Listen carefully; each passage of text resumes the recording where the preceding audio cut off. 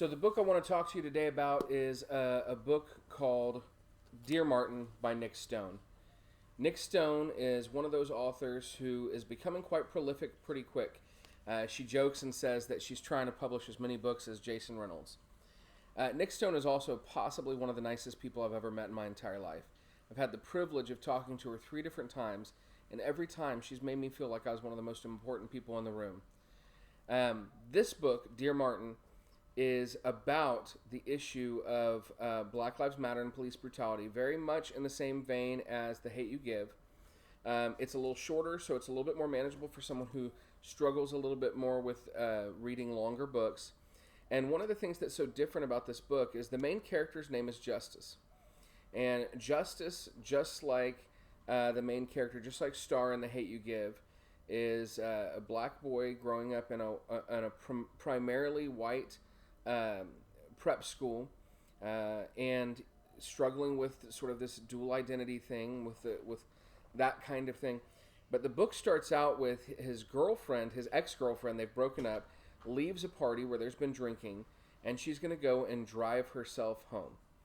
And as she goes to drive herself home, he, being a good guy, goes to stop her and to make sure that she doesn't drive under those situations, or under that situation.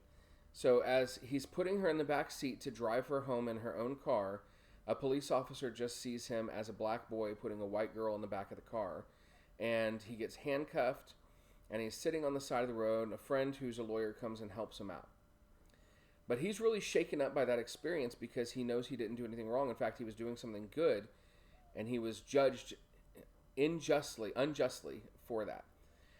So he starts thinking about what Martin Luther King was striving to do, and did it work or did it not work? And should we still be using nonviolent means of protest as to try and fix racial inequity?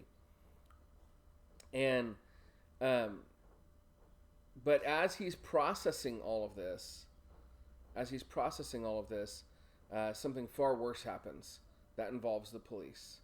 And then he really has to question what kinds of racism he's let slip by him, what kinds of racism he should have stood up against, and how to stand up against racism in a society where sometimes there is no justice. It's a very good book. It's powerful. Just like The Hate You Give, I think it does a really good job of looking at both sides of the story. And it's very, very well written. Nic Stone's become one of those authors for me that if she writes a book, I'm going to pick it up. And so I highly recommend, if you haven't read Dear Martin, that you pick that one up.